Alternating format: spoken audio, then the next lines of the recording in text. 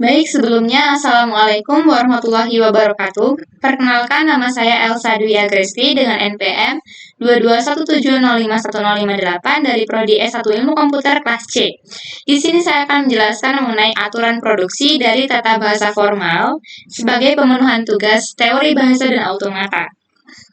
Oke, kita langsung ke materinya.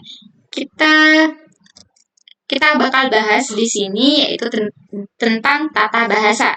Tata bahasa sendiri dalam konteks teori bahasa dan automata mengacu pada aturan-aturan yang mengatur struktur dan sintaksis dalam bahasa komputasi atau automata teori.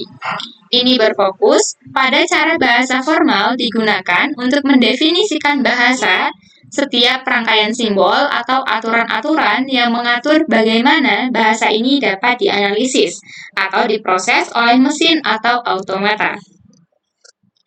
Nah, dari tata bahasa sendiri itu punya 4 tupel. Tupel yang pertama itu tupel Vn sebagai himpunan simbol non-terminal dan Q sebagai himpunan produksi sebagai subhimpunan yang tidak kosong dari relasi V terminal gabung V non-terminal closure ke V non-terminal gabungan V terminal closure. Nah, VT itu adalah himpunan simbol terminal dan S adalah state awal. Nah, di sini ada hierarki Chomsky, yaitu hierarki tahun 1956 dan 1958 mengenai tata bahasa. Jadi tata bahasa itu ada tata bahasa reguler, context free, context sensitive, recursively enumerable. Oke.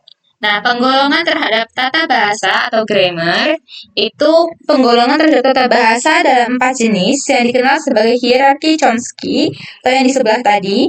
Nah, berikut ini adalah 4 tingkatan tata bahasa dalam hierarki Chomsky. Yang pertama ada tata bahasa reguler atau regular grammar. Tata bahasa ini digunakan untuk mendefinisikan bahasa reguler yang dapat dikenali oleh automata berhingga seperti mesin status terbatas atau finite state machine.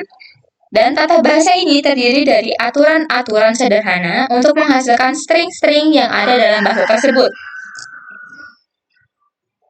Nah, misalnya itu ada alfa menurunkan beta dengan A itu kurang dari sama dengan B dan A anggota Vn atau anggota non-terminal. Nah, jadi ini adalah kardinalitas dari A itu kurang dari sama dengan kardinalitas dari si beta.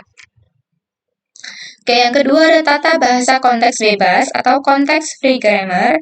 Tata bahasa ini digunakan untuk mendefinisikan bahasa konteks bebas yang dapat dikenali oleh mesin Turing non-deterministik atau non-deterministik Turing machine dan digunakan dalam pemrograman dan analisis sintaksis bahasa pemrograman.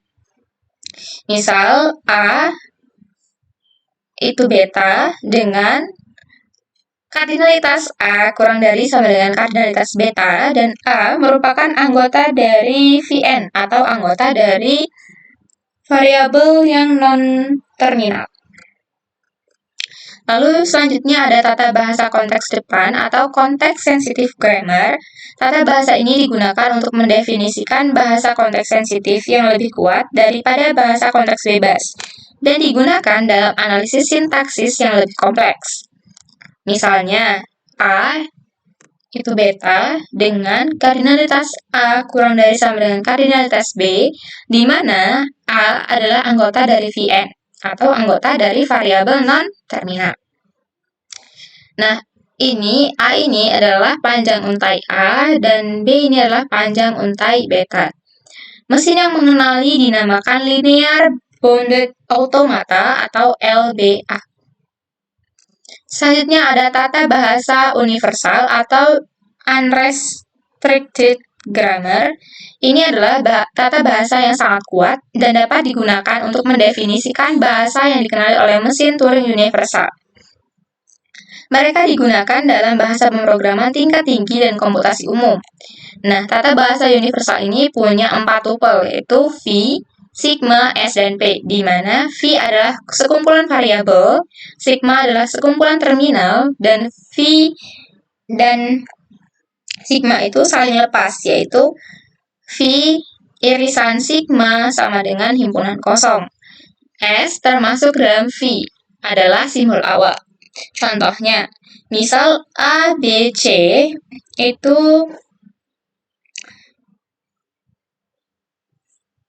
menghasilkan A terminal dan B non-terminal, lalu ada B terminal dan